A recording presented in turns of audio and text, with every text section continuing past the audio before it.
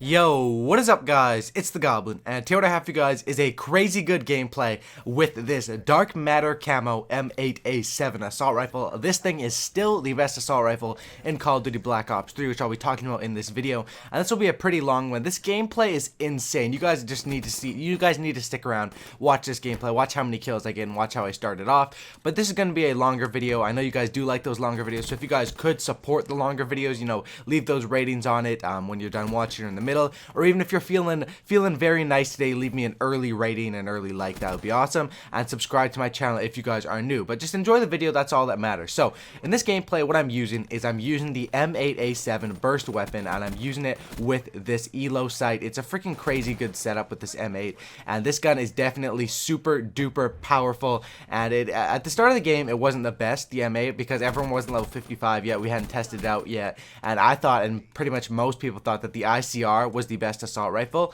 But then the M8A7, they buffed it a little bit, and they extremely buffed it basically, so they had to nerf it down again, and they have nerfed it, but this thing is still deadly. Basically what you want to do is recently, the last patch, they've buffed rapid fire on the burst weapons, and this buff to the rapid fire, basically before rapid fire would only help the time in between bursts, now it actually works where the burst comes out faster of your gun, and it works like a normal rapid fire, and that's crazy good. This makes the burst weapons a lot stronger. Me personally, I don't really like the Pharaoh that much as I used to. I used to love the Pharaoh. It used to be like my favorite gun. I don't like it as much as I used to because of all the buffs to the other SMGs. I think that the Pharaoh is just like an average SMG now, but I definitely think all the other burst weapons in the game are freaking deadly with this new update to the rapid fire, and you guys will see with the M8A1 how many kills I get off the start here. It's absolutely crazy, and this gun with the Dark Matter camo is definitely a very sexy one and a very nice looking camo. I do like how the Dark Matter looks on most guns. It's a lot better than the Diamond camo in my opinion.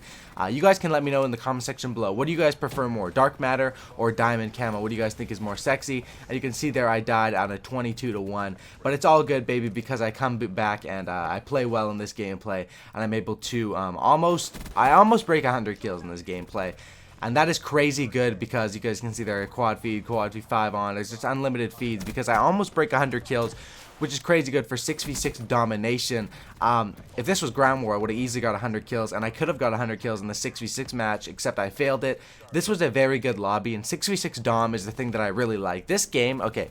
This game, when I'm playing 6v6 Dom, I'm usually going to be using non-lethals, and there I just get completely no-scoped or quick-scoped or whatever.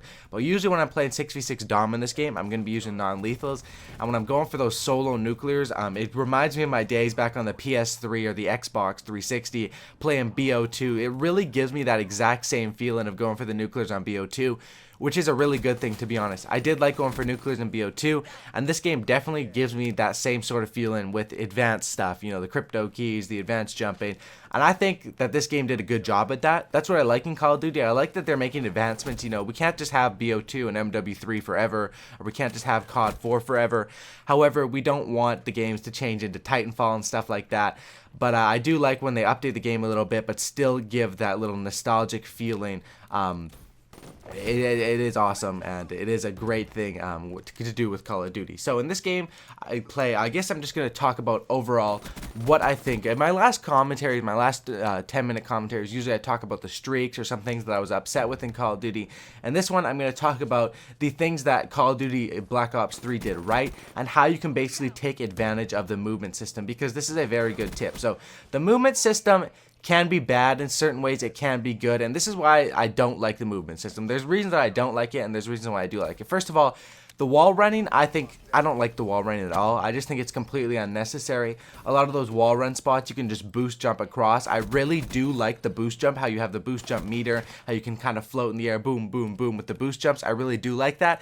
I don't like the wall running. I don't understand how your feet stick to the wall, but they don't stick to the ground. It really makes no sense. And the wall running kind of, it's crap. I really don't like the wall running. However, I really do like the jumping, and I find that if you get good with the jumping, if you get good with the slide, and I wish you could slide side to side, you can't do that like you could in AW. You can actually, if you jump up in the air, when you land, you can actually slide backwards or slide to the side, but it's really not the same as it was back in back in AW with the slide side to side. However, there is the G slide and stuff like that. You guys can see I got 50 kills in my first round here, so I was on pace for a hundo, but I wasn't able to get it. But the sliding in this game, if you guys learn to G slide, if you guys learn to float in the air like a butterfly, where you just, when you're floating, what you want to do, okay, when you're jumping, if you move your left, the left trigger, I think it is, or not the left trigger, the left thumbstick, or the right thumbstick, when you're jumping, you can just go choo, choo, choo, and you basically float and go a lot quicker. And I like how the movement, the jumping stuff, really helps you to take out campers. And this is what I first didn't realize when I first got on the game. When I first got on the game, I thought, oh my god, there's so many head glitches. This is horrible. I thought the maps are horrible. There's so many head glitches. But then after playing for a while, I realized I'm kind of right and I'm kind of wrong. One, there is a bunch of head glitches and it is annoying. But two, if you have your thrusters up, you can basically jump and jump shot and kill the people who are on the head glitches.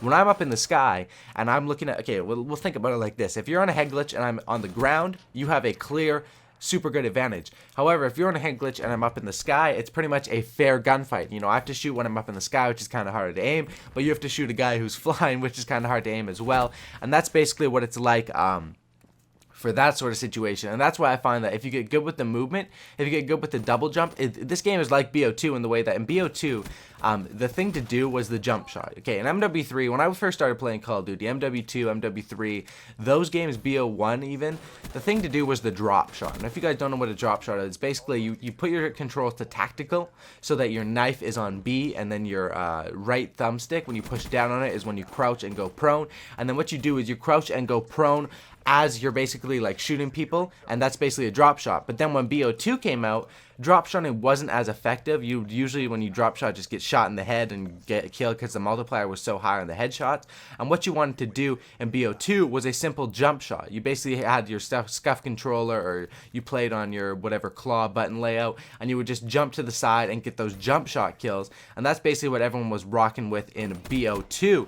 And then when BO3 came out, or when Advanced Warfare came out, it really changed everything. There was just, everything was a jump shot because it was a double jump. And then back in BO3 here, now the thing to do is the jump to the side, kill them. I love doing that maneuver, and it is crazy good. It gives me those feelings, like I said earlier, of BO2. And you can tell that they definitely took some influence from BO2. The thing that I don't understand is the sniping in this game is a lot different. I don't know why they wouldn't just leave the sniping as it was in BO2.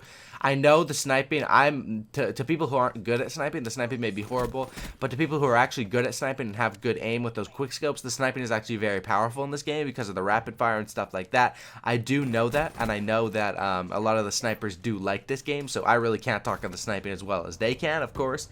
But it seems like in BO2, sniping was a big thing, so I would wonder why in BO3, I thought they were going to make the sniping completely overpowered to please those sniping fans. You know, it seems like if you do something right the first time, or if you please that audience, and BO2 is one of the most successful COD games ever, you know, you think they'd do that again.